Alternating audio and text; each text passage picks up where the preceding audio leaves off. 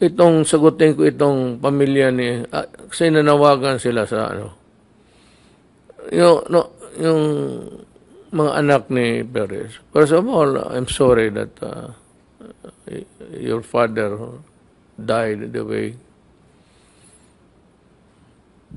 it happened. Pero kung sabihin mo may iyang listahan na yan, hindi akin yan.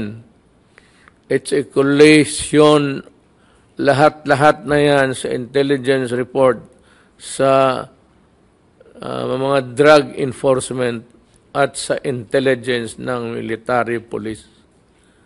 It's a combination. Now that list of mine which I read, because really everybody almost in the provinces, Marawi at that time was churning its full blast machines to produce shabu. Nagrampant na masyado ang shabu, mura na masyado, patayan ng mga tao dyan sa magnaglakad kasi kinukuha yung pera, mga estudyante. So, as a strong measure, being in charge of enforcement of the law overall, I had to, as a matter of duty of a president, the right of the people to be informed of the situation so that they can prevent, obstruct, or just simply shy away from people who are known. Hindi ko kilala yung tatay ninyo, hindi ko nga nabasa. I don't remember, well, yung cursory reading lang, pero wala akong minimorize na mga tao doon sa listahan. I'm sorry if your father was there, but really, most of those nasa droga talaga.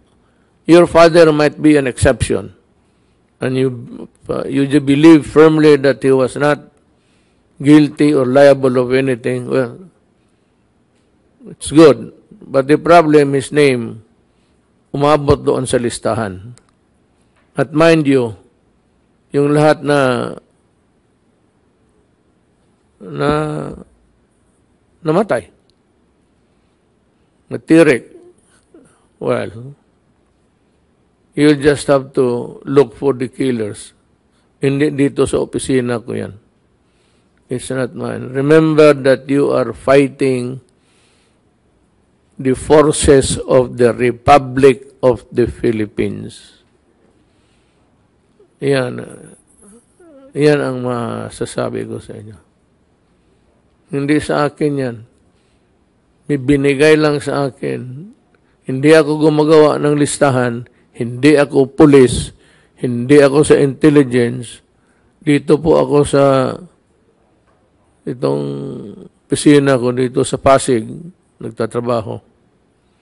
But as a matter, I said, as a matter of an obligation, I had to come up with the name of those suspected so that the public will be aware and prevent their ascension to public office. Yun ang purpose ko doon. At marami sa mga barangay captain, almost more than 400 of them. Mga barangay captain, mga city mayors, kasali doon. Ito naman si Mabilog, nagayaw-yaw yung asawa. Look, it is not my fault that your husband's name appears on that list. Hindi aking listahan yan.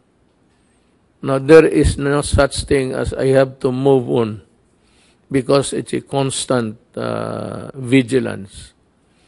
Kung nasabi ko ang pangalan uli, because at that time, he was named.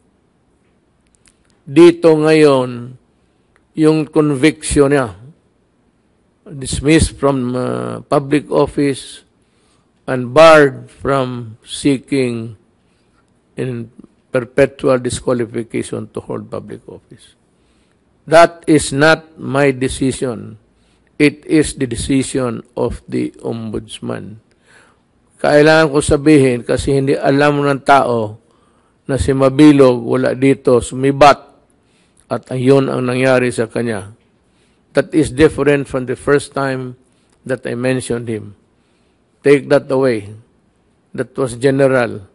Ito dito is specific, yung mention niya because of what,